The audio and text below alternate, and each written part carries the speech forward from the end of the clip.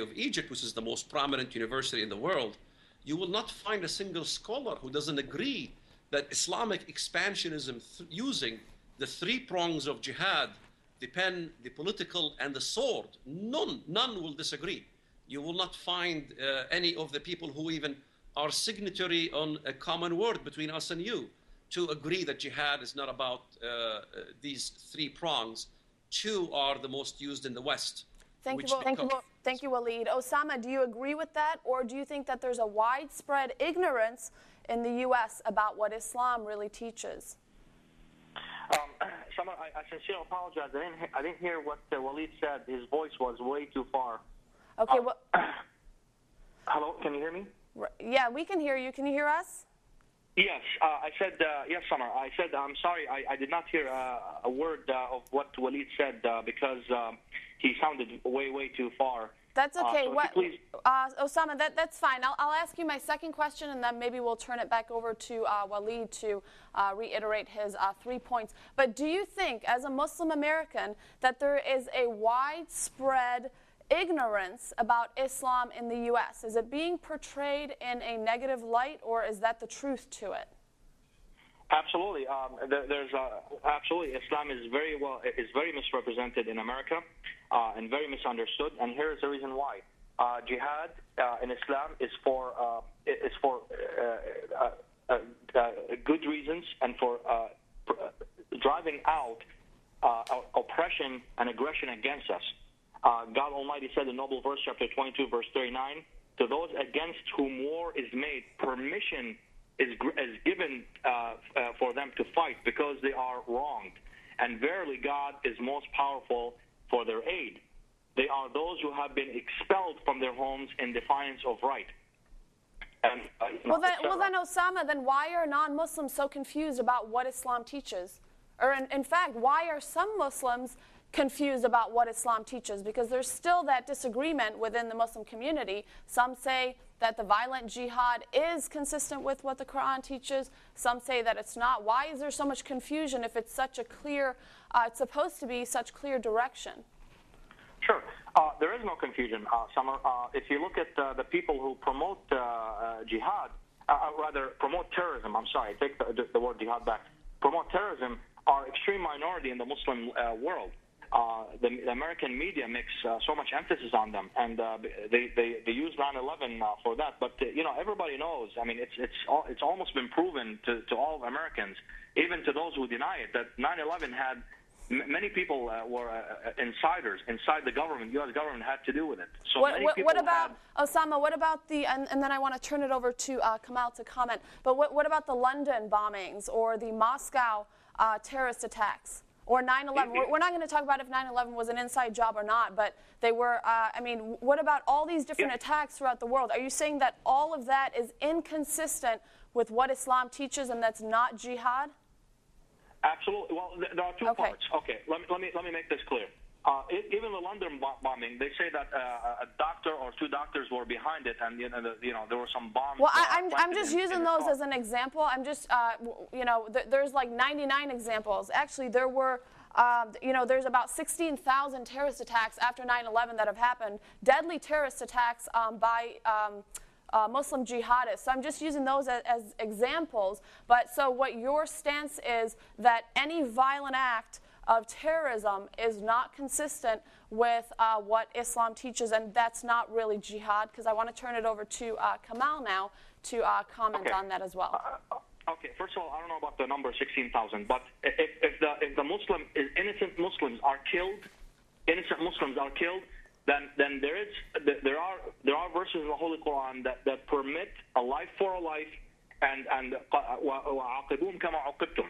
Okay, means that punish them as they punished you. So if we get bombed by nuclear bombs unjustly, then we have the right to respond back with nuclear bombs, even if it takes away civilian lives. But God Almighty made it specifically clear in Noble Verse chapter 2, verse 190. Chapter 2, verse 190. وَقَاتِلُوا فِي سَبِيلِ اللَّهِ الَّذِينَ يُقَاتِلُونَكُمْ وَلَا تَعْتَدُوا إِنَّ اللَّهَ لَا يُحِبُّ الْمُعْتَدِينَ. Fight in the cause of God only those who fight you, and do not transgress For God does not love those who That's do fine. transgression. So to summarize, I'm sorry, I have to turn the mic back over to Kamal. So you're saying you basically illustrated and gave a verse that saying that unless somebody attacks you, you have no right to go and attack them in the name of jihad. Is that right? Yes, but not 100%. I mean, we do also have an obligation to spread Islam, to go into lands and spread Islam. In a violent means or a non-violent means, or both? Okay. We enter land and we give them three choices: accept Islam, embrace Islam, or pay jizya, or die. Basically, there's going to be a struggle. And this was a struggle, meaning death, right? You either turn to Islam, you pay the jizya tax, or you get killed. Is that right? Is there a fourth option, or? Put to the sword, not necessarily killed, because God said those who surrender, you cannot kill them. And also the Prophet said, do not hurt an animal, do not cut a tree or a plant, do not kill women, children. I challenge anybody to show me where Islam commands to kill women and children and innocent men. I challenge anybody to give me that, okay? Because the Prophet specifically said, do not kill women and children, do not cut plants, do not cut animals, kill animals, and do not kill elderly, and do not kill those who are unarmed. And also the Quran says, gives us clear command in Noble Verse, chapter 76, verse 8, وَيُطْعِمُونَ الطَّعَامَ عَلَى حُبِّهِ مِسْكِينًا وَيَتِيمًا وَأَسِيرًا. They feed for the love of Allah, okay, the indigent, the orphan, and the captive, the prisoner of war, okay? So we are commanded to treat them well and to feed them. So that's that. Okay, thank you, Osama. I want to turn it over to Kamal now. Can you comment a little on what Osama was saying, Kamal, but also turn it into, or explain to us a little more about that cultural jihad after you comment on what Osama was saying for us? Well, I'm a little bit confused when Osama says, we are not commanded, to attack or to kill or whatsoever you. We maybe need to talk to Osama bin Laden here, because he attacked, children, women, innocent people, including Muslim, when he hit the two towers. And then, nevertheless, you have moderate Muslim mosques in the United States of America, like the Florida Mosque, Masjid al-Rahman. Which is, they had ISNA, they have NSA, they have CARE, they have everybody, and they're literally raising funds, and these are moderate Islamic, society, what they're raising fund for jihad, and literally against non-believers, to kill.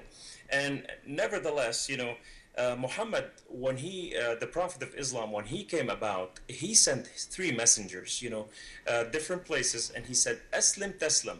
That means surrender to Islam and you'll be safe, or otherwise we will come and get you. And this is what happened in the first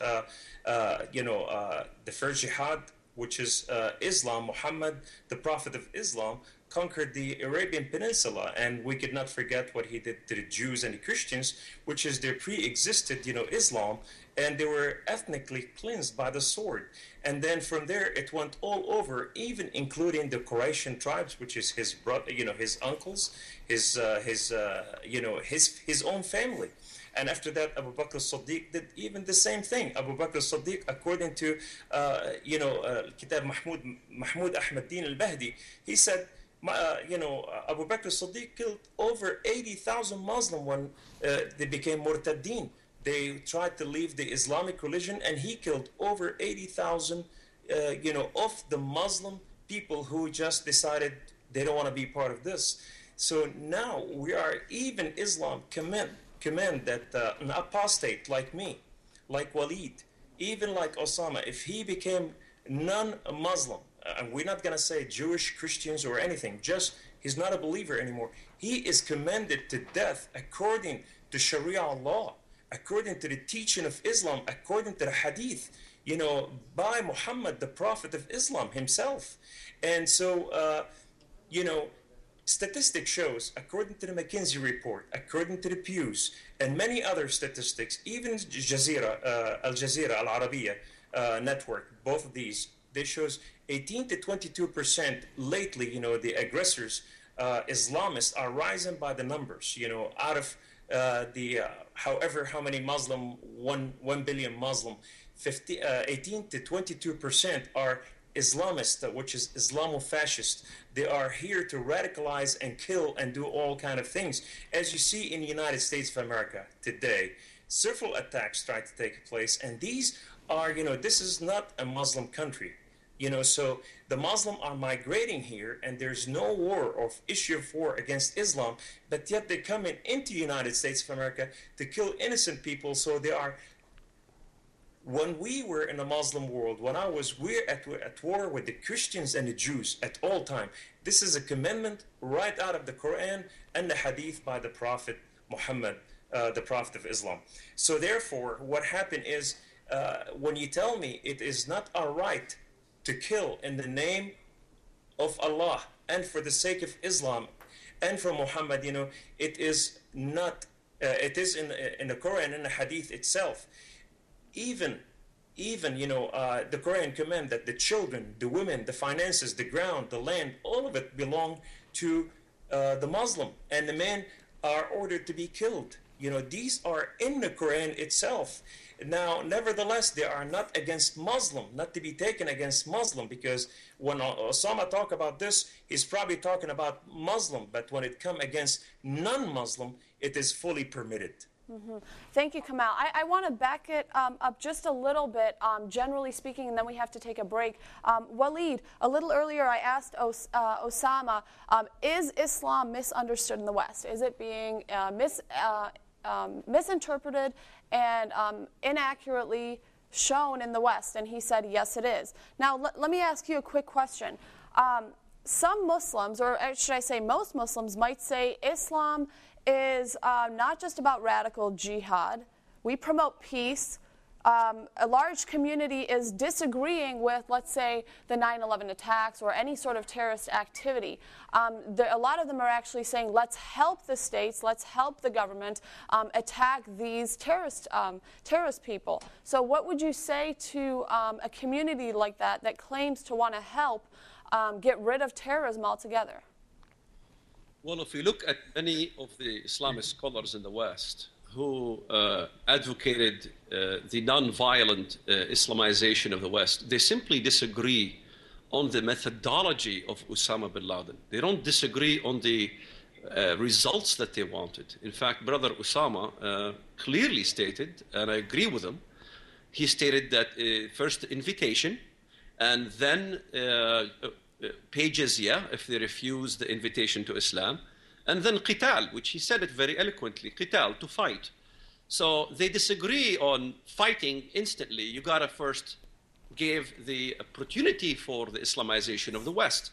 So Islamic scholars disagree on the methodology of jihad in this case, but they don't disagree on the end results. And that is, as I'm sure Brother Osama will agree, that it is the Islamization of the world. So the idea, we need to stop thinking of only the explosive act when it comes to jihad or the Sharia issue. We need to look at the end result. When Osama bin Laden hits the Twin Towers, he wants something. What does he want? He sends a letter to President Bush and he says, Aslim Tuslam, the same thing as Kamal even insinuated too, that become Muslim and you will be at peace. So Islam has two spheres. I'm sure Osama would like to comment on that as well. It has two spheres, the spheres of peace and the spheres of Islam. So we can't deny that is very clear in the Hadith and the crux of the Quran. In fact, I would like Osama to answer, if Islam is not spread by the sword, then Tariq ibn Ziyad was wrong. And if Osama wants to say that Tariq ibn Ziyad, when he invaded Spain, is wrong, I think we are in the beginning of reforming Islam. And I am not against that either. So those are the kind of questions I like to ask Brother Osama to answer. Thank you, Waleed. We actually have to take a break. When we come back, we can ask Osama to answer that. Our phone lines are open. Our number is 248-416-1300. Our topic tonight is, what is jihad? This is a new program on ABN, here to explain, educate, enlighten us, enlighten you on what jihad really is and what its risk is to the West if it continues to rise at the pace that it is going. Just a quick announcement, Brigitte Gabriel from Act for America will be live with us on November 26th, so mark your calendar to tune in on November 26th. At this time, we'll take a break. We'll be right back. You're watching Jihad Exposed live on ABN.